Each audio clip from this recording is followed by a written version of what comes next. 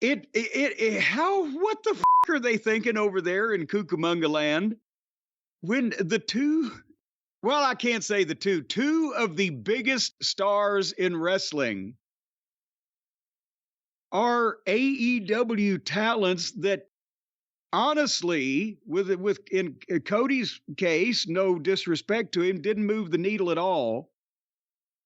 And Punk, who is the only one really who has moved their needle, but the needle is a lot bigger. It's like one of those things they give the fucking epidural spinal thing with or whatever that he's moving now. And they had them and they couldn't fucking make it work. I don't think it's fair to say Cody never moved the needle. I think Cody was an important part of the overall package and early on didn't move the needle. Well, but that's the thing is that honestly, Cody, as we've seen in retrospect, there were more people. There were more people. Well, there were more people, but also he was more important in keeping it some semblance of a professional wrestling promotion, a professional in capital letters wrestling promotion. And his loss was probably felt more behind the scenes, locker room flavor of the whole fucking thing. Tony goddamn going off on tangents, whatever, than in the ratings. But still, both of them, the fluctuations in viewership on the programs that Punk and Cody are on now are bigger than some of the total ratings of Tony Khan's broadcast these days. You know, we always said it jokingly, the biggest match in AEW history is going to be Cody versus CM Punk. I think originally we said it's SummerSlam and then Survivor Series, and who knows when. It still is. Yeah. I mean, it's the biggest thing that can happen to AEW, and I don't want to spoil too much before we get there, because I know there's a big review coming, but it was telling the lack of reaction Punk got talking about punching people in the face and the back. That says that audience had no idea what the fuck he was talking about. They have no idea who the Young Bucks are. They don't have any idea what he did in AEW. They know he's a former WWE champion who worked with Paul Heyman who's coming back. And at the same time, that line illustrated a point that I have made about everybody that tries to do the shoot promos, the insider promos, it used to be newsletter promo. Now it's the website promo audience. There's got to be a double meaning. You can't just go out there and talk smart. You have to either say something that it wasn't designed to get a reaction for that audience. It was designed to get a reaction for a certain audience, but it made sense in the course of what he was saying to begin with. If you had no idea what he was talking about, he's just being a smart ass. Yeah, well, a lot of those guys get punched in the back there on the screen, blah, blah, blah. That's what I'm talking. You can make allusions to backstage things or things that happen in the world of the websites and the newsletter readers and etc., but only if it doesn't confuse the people who don't know that world and it makes sense in the context of what you're saying anyway. It's not a double entendre. I'm not saying one part has to have a lewd meaning, but it has to be something that makes sense for both audiences. Have I articulated that in any way clearly? I think you have. And again, that was the big test. If Punk references something from AEW, we'll get boos, we'll get cheers. You got nothing.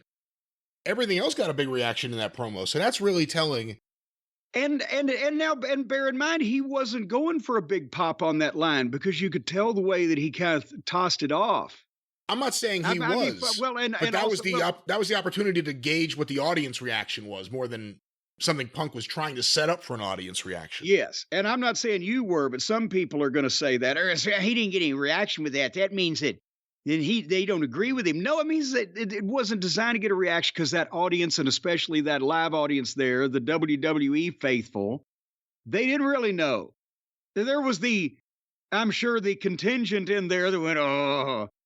But at the same time, that's why he threw it off. But it meant something in the continuity of the promo. It didn't just come out of nowhere, but it was designed in a more professional way to get back at the kids from Cucamonga and their romper room class that were always assing off and doing the victory laps or making the snide comments or hangnail that quote unquote empty-headed dipshit that tried to do a shoot promo that was not only unintelligible to the audience that wasn't smart to that world, but it was unintelligible to everybody else too, because he couldn't figure out how to do it. That's why you leave this shit to the professionals. And again, we'll talk more about it during the SmackDown review, but the limited interactions Punk has had with other people who would maybe be on his side or maybe not in the back, whether it's Cody or Owens or Randy Orton, whoever it may be, that's kind of the way AEW should have had it. Not guys, okay, if you really don't like him, go out there and let him know it. Like, that's not necessarily a good idea. They're doing it right with Punk right now. We still haven't seen any physical action. We're still just excited to hear any words come out of his mouth. Well, but here's the thing, and again, we'll talk about it. Well, I guess we're talking about it now, but we'll talk about it more. But every one of the baby faces that he interacts with, there's a certain level of tension, animosity, outright pissiness, from Seth Rollins, who's, fuck you, to all the way down to Cody, who's, hello, darkness, my old friend, welcome back, And it's funny that the guy that he's been most universally welcome, or not universally, but most warmly welcomed by and shook hands with is Cody, who is now the other guy that has to win the Royal Rumble to finish his story. And there's levels in between, from Owens going, yeah, we're good, see you later.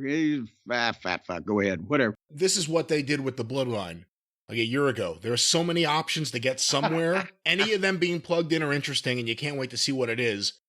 Punk has already established an interesting dynamic with Cody, Owens, certainly Rollins, Randy Orton, Roman Reigns, Heyman. I mean, the only one he got along with so far is Nick Aldis, I think. So, I mean, not got along with, but just there's that tension, like you said. There's an interesting thing. You don't know what Punk's going to do. He's not a declared babyface or a declared heel. He's just him. And so far, it's been good. We'll talk more about it later in the show. But Cody and Punk, this all could have been an AEW. The more you see now of what's happening with WWE, and they are right now having a business boom, so it's a special time to see them.